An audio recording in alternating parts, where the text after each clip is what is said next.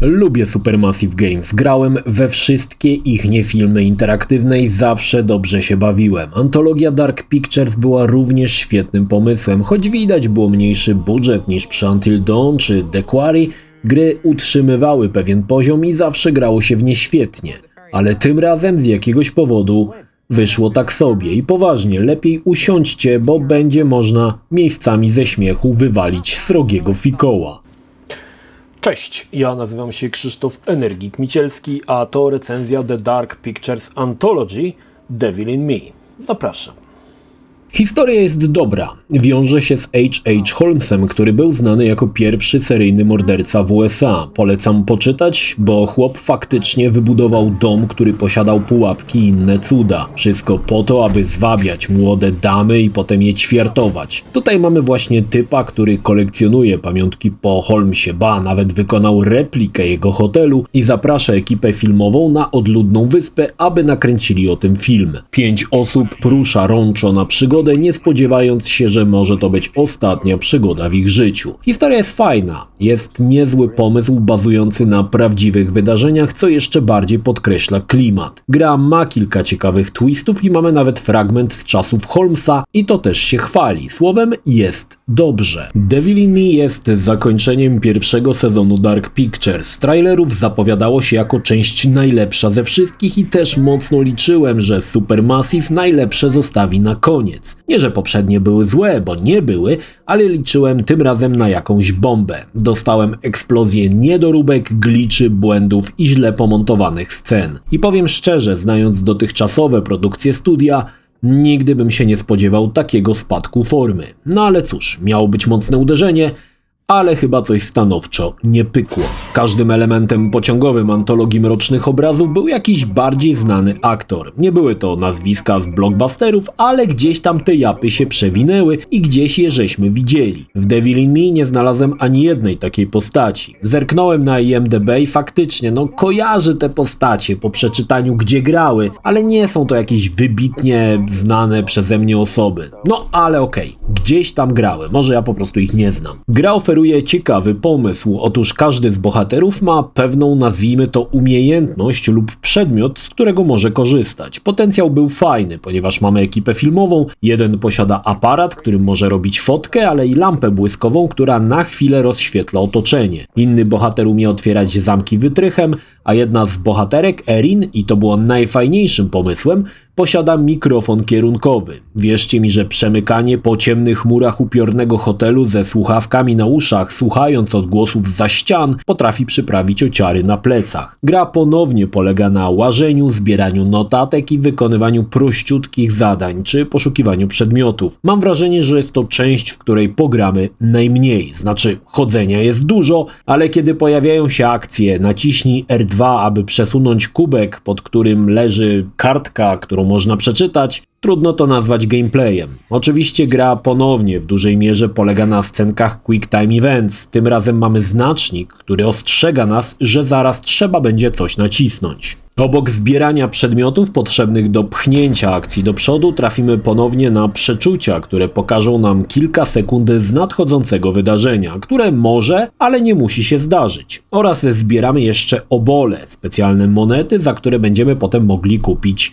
marnej jakości dodatki. Każdy z bohaterów może umrzeć w bardzo widowiskowy sposób. Widać, że autorzy czasami trochę inspirowali się serią Piła i pułapki są niezwykle wymyślne. Bardzo często gra stawia przed nami wybór, kto ma przeżyć, a kto nie. Choć oczywiście jest też możliwość, że przeżyje cała ekipa, jeśli będziemy wyjątkowo uważni. Mnie uratować udało się 4 z 5 bohaterów. Muszę jednak przyznać, że nie byłem do nich przywiązany. Przynajmniej nie tak jak we wcześniejszych częściach. Tutaj miałem wrażenie, że postacie nie były za dobrze nakreślone i ogólnie wszyscy byli trochę bez wyrazu. Oczywiście próbowano wykonać jakąś ekspozycję, ale niezbyt to się udało. Aktorka wiodąca to już totalne flaki z olejem i chyba najgorsza nie tylko ze wszystkich postaci, ale najgorsza postać z całej serii Dark Pictures.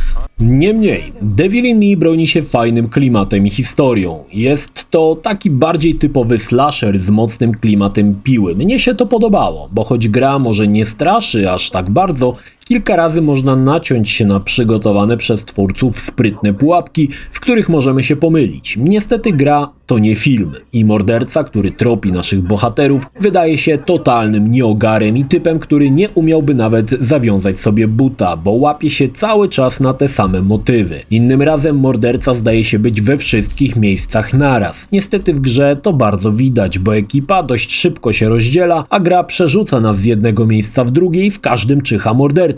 Jakby umiał się teleportować. Choć gra ma mocne momenty, nie robią one aż takiego wrażenia. Już Resident Evil 2 Remake pokazywał, jak pokazać obrzydliwość. Tutaj są fajne motywy, jak robienie z ludzi manekinów, ale nie jest to pokazane zbyt dosadnie i miałem czasami wrażenie, że gra została trochę ocenzurowana względem końcowego skryptu. Jakby Supermassive Games bało się pokonać pewną granicę i pójść na całość. Grę niestety położyły problemy techniczne. Zacznijmy od tego, że gry filmowe opierają się w dużej mierze na dialogach. Jeśli postacie poruszają się jakby były po udarze, czar pryska. No i niestety jest tak tutaj. To pokaz kiepskich robotów. Ich ruchy wyglądają jak gry 10 lat temu. Przecież zawsze Supermassive srogo korzystało z motion capture i faktycznie to się sprawdzało. Tutaj wygląda jakby większość była animowana z palca. Mimika to jakaś totalna żałość. Pyski wykręcają się w dziwnych grymasach. Moim ulubionym momentem jest ta scena. Przyjrzyjcie jej się uważnie. Oczy postaci patrzą w zupełnie innych kierunkach niż jest postać, z którą rozmawiają. Wygląda jak para niewidomych lasek próbujących się porozumieć. Jest to tak żałosne, że śmiałem się w głos, jak to oglądałem. No po prostu ciężko uwierzyć, że takie dziadostwa przeszły jakąkolwiek kontrolę jakości. Aha, po skończonej konwersacji czarna laska mija wiszącą w powietrzu butelkę z winem i butelkę, którą trzyma w dłoni, zawiesza w powietrzu obok siebie.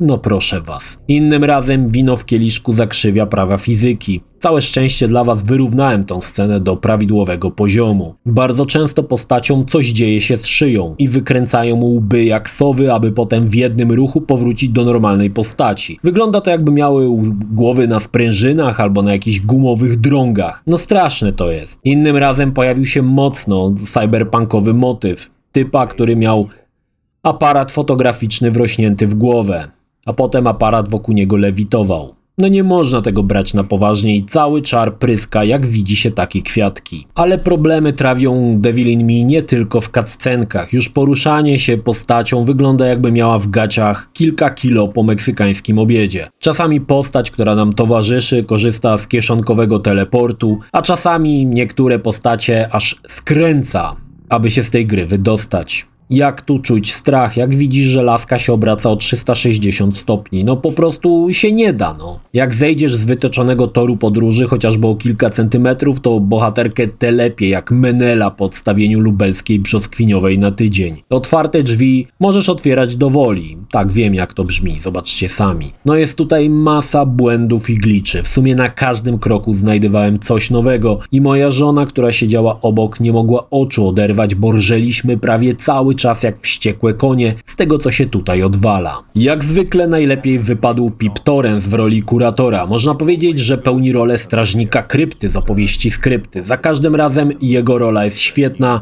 i tym razem na tle drewnianych aktorów ponownie błyszczy najjaśniej. Gra zachęca do ponownego uruchomienia gry i dokonania innych wyborów, no i również próby uratowania wszystkich, ale przyznam, że nie miałem już na to siły. Choć pewnie znajdą się fani calakowania, którym nie straszne glicze i przejdą grę na wszystkie sposoby. Mnie jeden taki run wystarczył w zupełności. Po ukończonej grze możemy za zebrane monety kupić dioramy ze scenami z gier, ale i za darmo obejrzeć kilka filmików związanych z produkcją. Śmieszny jest wywiad z aktorką wiodącą, która na wstępie mówi, że nie grała w życiu w żadną grę. I w sumie dla mnie na tym wywiad powinien się skończyć. No ale już tam. Mamy 2 odcinki podcastu, ale najfajniejszym filmem, który polecam, jest dokument o Holmesie, jeśli temat was interesuje, a przyznam, że warto się z nim zapoznać. Jeśli chodzi o oprawę, też niestety jest gorzej. W poprzednim House of Ashes niektóre sceny można było pomylić z prawdziwością. Wiele razy się na tym łapałem, że scena wygląda jak film.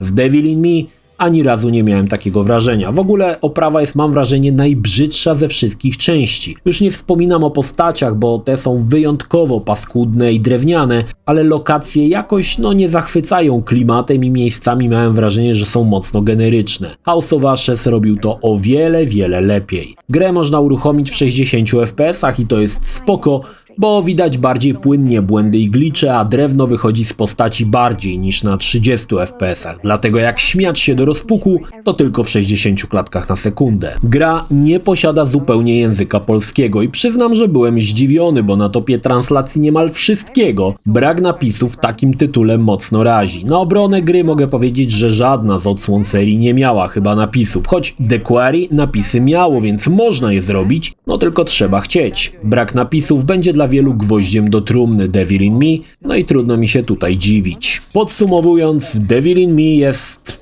bardzo dobrą historią w bardzo kiepskim wykonaniu. Ciężko brać na poważnie historię, gdy widzisz typa z lustrzanką w głowie. Aby być uczciwym, dodam, że w momencie pisania tej recenzji, po ukończeniu już gry, pojawił się 25-gigabajtowy patch, który może rozwiązywać większość problemów. Niestety nie miałem okazji go jeszcze sprawdzić. Supermassive zaliczyło potężny spadek. Nie wiem, z czego to wynika. Czy The Quarry takich pochłonęło, że nad Devil in Me pracowali studenciaki na stażu, albo aby sobie wpisać do CV? Nie wiem. Spodziewałem się o wiele wyższego poziomu wykonania. Grę broni historia, która też, jest typowym horrorem klasy B, ale o dziwo fajnie się tutaj sprawdza, choć logika w scenariuszu ma dziury jak w szwajcarskim serze. Tak czy tak, mnie Devil in Me nie zmotywuje do tego, aby odpuścić kolejną część, bo fanem studia pozostanę i będę grać w ich gry niezależnie jak będą złe. Supermassive Games daje mi namiastkę filmów interaktywnych z lat 90. i to jest coś, czego zawsze mi brakowało. Decyzję o ewentualnym zakupie pozostawiam wam. I nawet jeśli uznacie, że historia w Devil in Me was zupełnie nie interesuje